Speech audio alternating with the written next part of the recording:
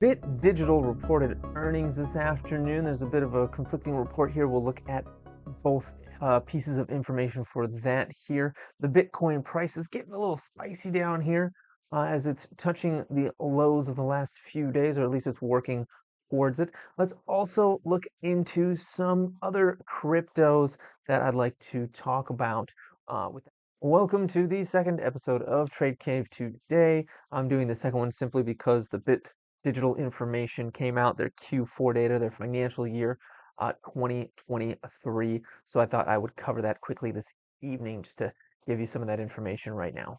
So let's take a look at their presentation, their results, and some price action from the after hours today on Bit Digital. So this is their year-end presentation that we're on right here. You can see March 2024, Bit Digital, BTBT. We scroll down the highlights. Let's just look at the highlights real quick right now. So they've got currently an owned mining fleet of 3.9 exahash. Their operating exahash currently is like 2.5, but they own the mining fleet of up to nearly 4, which I'm sure they're probably implementing and getting up and running as we speak here. 4 is not a bad improvement. 1.4 more exahash than they currently have. I'll take it. They're also looking to improve that further to 6 exahash by the end of the year, which would be great in terms of more than doubling their current exahash, and that's exactly where I want to see them moving towards, given the halving is coming very, very soon. Let's see, they've got a $150 million contract value on their AI business, and now that's spread over multiple years. They're expecting currently they were expecting to get about 50 million a year. We'll look down a little further. There's some more information about their expectations going forward with that. Let's look at their balance sheet. Their balance sheet is honestly really solid for Bit Digital. It's one of the most solid ones that's been around for quite a while. If you look at their current ratio, it is quite high, higher than a lot of its competitors. So this is really nice, and I think Ethereum plays a big role in that, especially with the staking aspect of it. And then they also have a good HODL. Now, it's not super impressive. It's only 847, but for such a small company, a company that's only worth $250 million, currently that is a good amount of HODL. I mean, if you look, yes, MicroStrategy has 200,000 plus Bitcoin, but they're also worth $15 billion plus. So, take things in perspective, I guess. They are not leveraged. They have zero leverage, zero unfunded purchases of miners, and zero funding commitments towards their capex. So that's really great. The one thing that is kind of looming here is the 500 million ATM registration with the SEC, meaning they could dilute up to $500 million worth of stock on us. Doesn't mean that they will, it just means that they can over a certain period of time slowly like kind of pick and choose when to dilute us, and that's probably going to be at market highs. So any of the times that you see those huge blow off top candles, they're probably diluting. And I can see that that is actually more than double the value of their current market cap, which is $231.98 million. So they have more than double their current market cap available for dilution that they have registered with the SEC that they could do at any moment, but they're not. Obviously, they're going to do it strategically.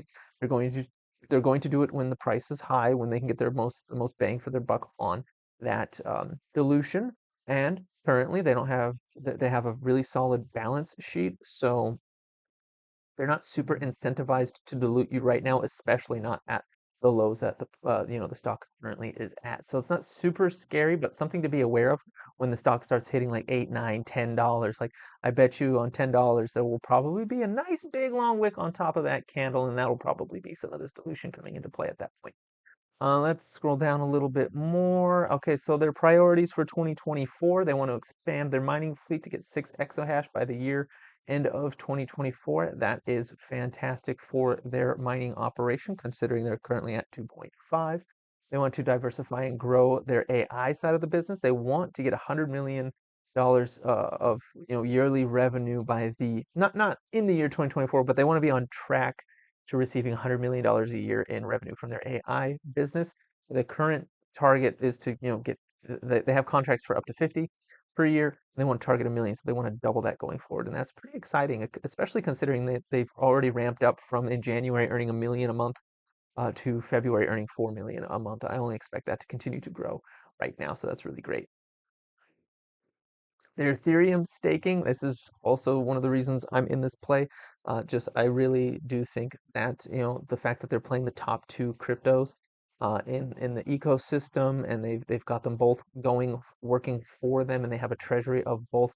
I really appreciate that, and I think that is just something that was really unique about this company specifically, and something that interested me originally. The AI side of the business, if you remember some of my earlier videos, I was actually very against that initially, but they've proven to be able to execute on that. So they've proven my concerns wrong, and therefore I have changed my opinions about it because they've shown me that I was wrong to have those opinions. So, sometimes you got to be flexible. You got to be flexible.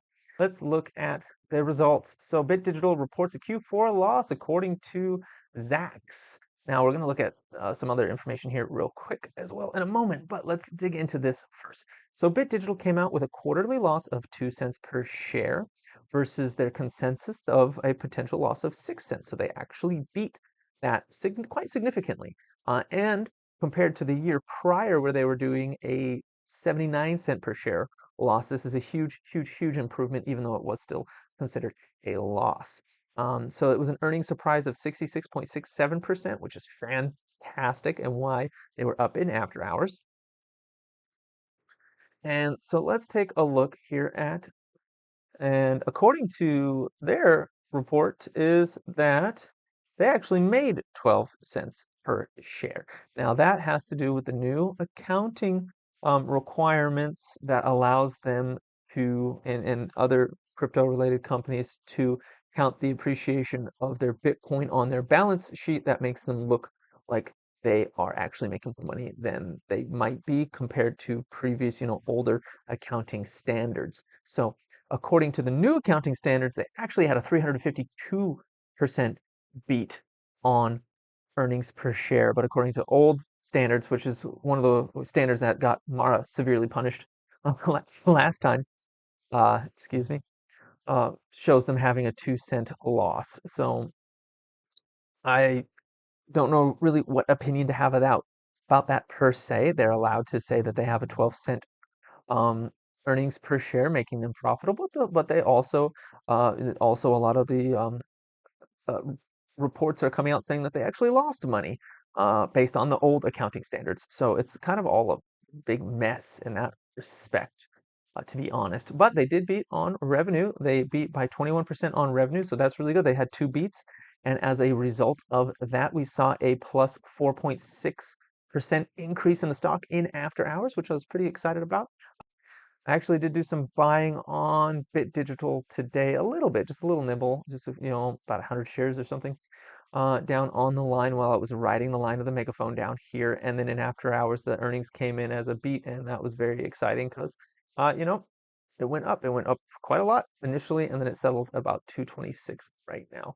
So let's take a look here on the daily chart real quick. At 226. Yeah, it's not huge. It just takes us to the top of today's move. Not huge, but we'll see. That might have us do a little gap up tomorrow and get us off of riding this line here, which is very scary with the megaphone in play. But all those things were pretty positive for Bit Digital. They're doing very well with that. So that is very exciting. Let's take a look at Bitcoin. Bitcoin is down to $65,952 right now. It is still forming this inverse head and shoulders. We got a very, very aggressive candle over the last 2 hours, taking us to the bottom of the RSI.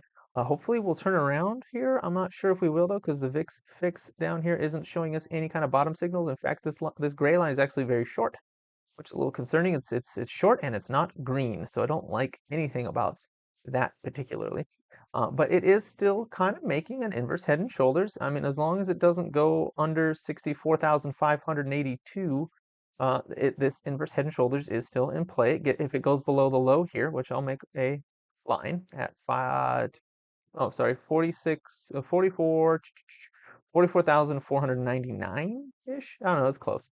It's close. I'm gonna make this one red, mark it off. If it gets underneath this red line here, then we're going to have a bad time, and we're probably going to come back down to about 62,000 if that happens. If it doesn't happen, if it turns around and gets above this descending channel line, the top of the descending channel here, we can expect it to come back to 68, 69 and beyond.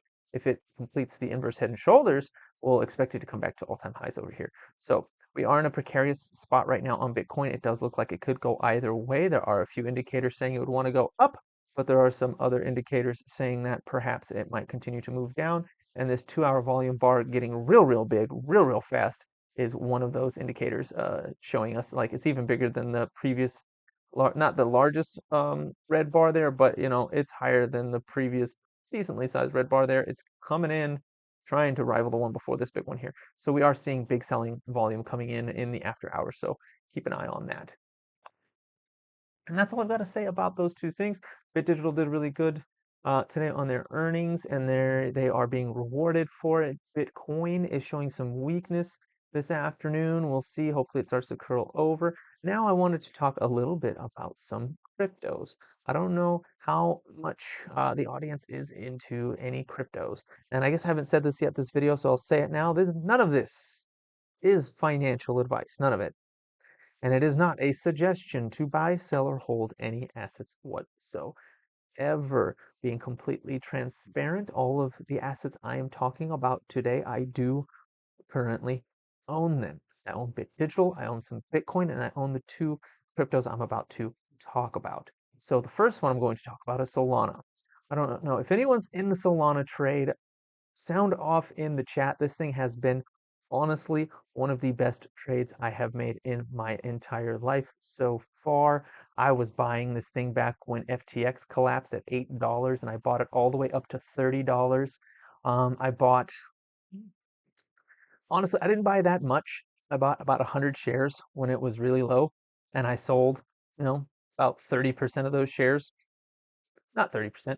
I sold like half, sold half, a little more in the 30s and 40s. When that was like, a 2x return, I held on to the rest just to see what would happen. And I'm sitting on a little over 30 Solana right now. And yeah, I've watched that come from $8 all the way up to, 210 just yesterday. And today it's kind of giving us a little breather right now. I am looking to hold this into the previous all-time highs, which was about 242.60, somewhere in there. I have to scroll way back. I'm not doing that right now. This indicator I have on here is the Invest Answers free Solana upside model. So this is a free one you can download from them. Actually, you just get it on TradingView. You just get it on TradingView, and these lines are the Solana price if the Solana market cap reached a specific percentage of the Ethereum market cap. So we are currently on the red one. Actually, I'll just show it to you. I'll just show it to you. So currently we're on the red one. That is 20% of Ethereum market cap. The purple one above us is 33% of Ethereum market cap. The teal one above that is 50% of Ethereum market cap. And I'm not going to go to the next one because we're not doing 70% of market cap. It's not going to happen. So currently we are at about just above 20% of the Ethereum market cap. This is 33% of Ethereum market cap up here. That's $300, which is just slightly above Solana's previous all-time high. So I'm not super, um, it's not really super out of the ordinary, out of the realm of possibility for Solana to come up and reach this $300 level. And honestly, that's kind of what I'm eyeing. Maybe just slightly below it, start taking some profit on my Solana around there. And that would be for me somewhere around the neighborhood of like an 8 or 9x return, so like a 900% return from my original investment, which is pretty exciting actually, and I can't wait for that to play out. Now, of course, this is not a suggestion to buy, sell, or hold any asset whatsoever, and it is not financial advice, simply entertainment purposes, simply informational purposes. Um, Thought I'd bring Solana to you. If you haven't heard of it before, or if you've been watching it and haven't gotten into it, or if you are into it, it'd be something interesting to get on your chart if you are in Solana, is that Invest Answers Sol Upside model. It's a IA-SOL- upside model. It's free on TradingView. I would put it on your chart if you have Solana. Put it on your Solana chart if you have Solana. So that's what we're looking at here. Solana's really fast. The other day when Bitcoin had that big-ish crash, Solana was actually showing strength into that, which was an indicator that Solana might be the beast of this cycle versus Ethereum, because Ethereum was actually coming down with Bitcoin when in previous cycles Ethereum would go up when Bitcoin came down, and this time it was Solana that went up when Bitcoin came down. So that was very telling about some of the dynamics of this cycle. So that's all I've got for you today. Please like, comment, and subscribe, and have a profitable day.